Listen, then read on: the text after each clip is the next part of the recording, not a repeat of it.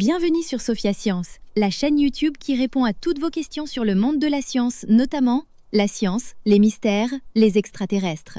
Le contenu de la vidéo d'aujourd'hui est... Imaginez un instant l'océan. Vous pensez sûrement aux vagues, aux marées, aux courants marins ou encore aux vents qui balaient la surface. Ce sont eux que l'on considère généralement comme les grands moteurs qui mélangent les eaux de notre planète. Mais si je vous disais que d'innombrables créatures gélatineuses, lentes et silencieuses participent elles aussi à ce gigantesque travail? Oui, les méduses. Pendant très longtemps, les scientifiques pensaient que ces animaux étaient beaucoup trop petits pour avoir une influence sur l'immensité des océans. Après tout, comment une créature aussi fragile pourrait-elle modifier des milliards de tonnes d'eau? Pourtant, une étude fascinante est venue complètement bouleverser cette idée. Les chercheurs ont découvert que les méduses brassent les eaux des océans avec une efficacité comparable à celle des marées ou du vent. C'est une découverte qui change notre manière de voir le fonctionnement de l'océan et peut-être même celui du climat terrestre. Pendant des décennies, les océanographes pensaient que les petits animaux marins étaient pratiquement incapables de déplacer suffisamment d'eau. La raison semblait logique. L'eau de mer possède une certaine viscosité. Elle résiste légèrement au mouvement, un peu comme lorsqu'on essaie de remuer une grande casserole remplie d'une soupe épaisse. Plus le liquide est visqueux, plus il faut d'efforts pour le déplacer. Bien sûr, l'eau reste beaucoup moins visqueuse que le miel, mais cette résistance suffisait, selon les chercheurs de l'époque, à empêcher les petits organismes de produire un brassage significatif. Autrement dit, lorsqu'un petit poisson agite sa queue ou qu'une méduse bat doucement son ombrelle, l'effet semblait tellement minuscule qu'il paraissait impossible qu'il influence l'océan dans son ensemble. Mais parfois, la nature adore nous prouver que notre intuition est trompeuse. Une équipe dirigée par John Dabiri, professeur au California Institute of Technology, plus connu sous le nom de Caltech, a décidé d'étudier cette question de beaucoup plus près. Fait amusant, John Dabiri est le petit-fils de Charles Darwin. Comme son célèbre ancêtre, il s'intéresse à la manière dont les êtres vivants interagissent avec leur environnement. Au départ, son équipe cherchait surtout à comprendre comment les courants marins influencent les animaux qui nagent. Mais au fil des recherches, une autre question est apparue. Et si c'était aussi les animaux qui modifiaient l'océan? Cette idée semblait étonnante. Pourtant, plus les scientifiques accumulaient les observations, plus les preuves devenaient convaincantes. Chaque jour, des milliards de petits animaux marins, parmi lesquels de nombreuses méduses, effectuent une migration verticale. Le matin, ils remontent parfois de plusieurs centaines de mètres vers la surface pour se nourrir. Puis, lorsque la journée se termine, ils redescendent vers les profondeurs. Imaginez maintenant une ville entière dont tous les habitants prendraient en même temps un ascenseur géant, montant le matin puis redescendant le soir. Même si chaque personne est légère, le mouvement collectif devient gigantesque.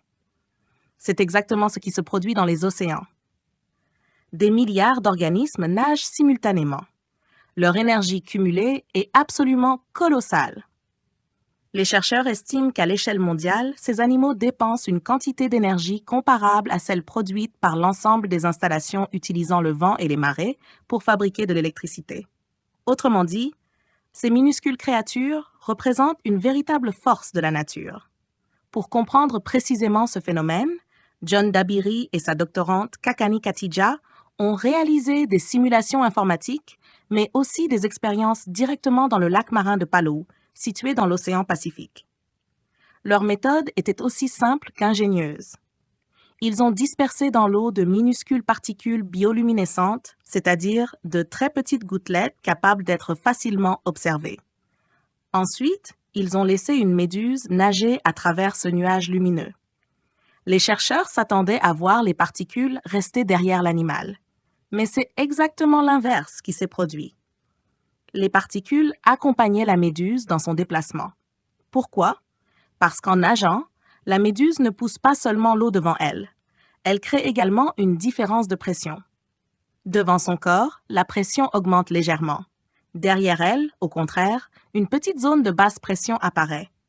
La nature déteste les déséquilibres. L'eau située tout autour se précipite alors pour remplir cet espace. En conséquence, la méduse entraîne avec elle une grande quantité d'eau. On peut imaginer ce phénomène comme lorsqu'on ouvre brusquement une porte dans une pièce très chaude. L'air se met immédiatement à circuler. Ce n'est pas parce qu'on pousse l'air avec ses mains, mais parce que les différences de pression provoquent un déplacement naturel. La méduse utilise exactement ce principe. Chaque battement de son ombrelle entraîne discrètement une masse d'eau bien plus importante que ce que l'on imaginait. Encore plus surprenant, toutes les méduses ne mélangent pas l'eau de la même manière. Leur forme joue un rôle essentiel. Certaines espèces possèdent un corps large et aplati, un peu comme un parapluie ouvert. C'est le cas de la célèbre méduse lune, que l'on observe souvent dans les aquariums. Grâce à cette silhouette, elle déplace un très grand volume d'eau à chaque mouvement. D'autres espèces présentent au contraire un corps plus allongé, presque en forme de fusée. Elles nagent souvent plus rapidement, mais transportent beaucoup moins d'eau autour d'elles. Autrement dit, la forme du corps détermine directement l'efficacité du brassage. C'est un peu comme comparer une grande pelle et une petite cuillère. Les deux déplacent de la matière, mais pas du tout dans les mêmes proportions. Pourquoi ce brassage est-il si important? Parce que l'océan fonctionne comme un immense organisme vivant. À la surface, le soleil permet au phytoplancton de se développer.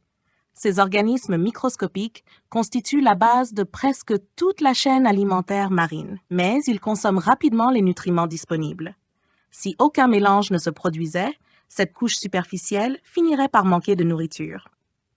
À l'inverse, les profondeurs sont riches en nutriments issus de la décomposition des organismes morts, mais elles contiennent beaucoup moins d'oxygène. Le brassage agit donc comme une immense cuillère invisible.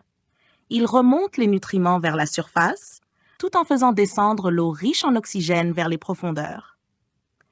Grâce à cet échange permanent, la vie peut prospérer dans presque toutes les régions de l'océan. Sans ce mélange continu, de nombreux écosystèmes marins auraient énormément de difficultés à survivre. Et ce n'est pas tout. Les océans jouent également un rôle majeur dans la régulation du climat mondial. Ils absorbent une partie de la chaleur produite par le Soleil, transportent cette énergie autour de la planète et influencent les températures, les courants atmosphériques et même les précipitations. Si les méduses participent réellement au brassage des océans à grande échelle, alors elles influencent indirectement ces grands mécanismes climatiques. Cela signifie que de simples animaux gélatineux pourraient avoir un impact bien plus important qu'on ne l'imaginait sur le fonctionnement global de notre planète. Pour les chercheurs, cette découverte est suffisamment importante pour que les modèles informatiques utilisés afin de simuler les océans intègrent désormais l'activité de ces milliards d'organismes nageurs. Pendant longtemps, les scientifiques considéraient les méduses comme de simples passagères emportées par les courants. Aujourd'hui, elles apparaissent plutôt comme de véritables actrices capables de modifier leur environnement. Cette découverte nous rappelle une leçon fascinante. Dans la nature, ce ne sont pas toujours les éléments les plus imposants qui produisent les plus grands effets. Des milliards de petits gestes, répétés chaque jour, peuvent transformer un océan entier. Et la prochaine fois que vous verrez une méduse flotter paisiblement dans un aquarium ou au bord de la mer, souvenez-vous qu'elle ne se contente peut-être pas de dériver au gré des courants. À sa manière, elle participe peut-être au fonctionnement de toute la planète. Laissez vos questions dans les commentaires ci-dessous et Sophia Science fera de son mieux pour y répondre. Merci d'avoir regardé et à la prochaine!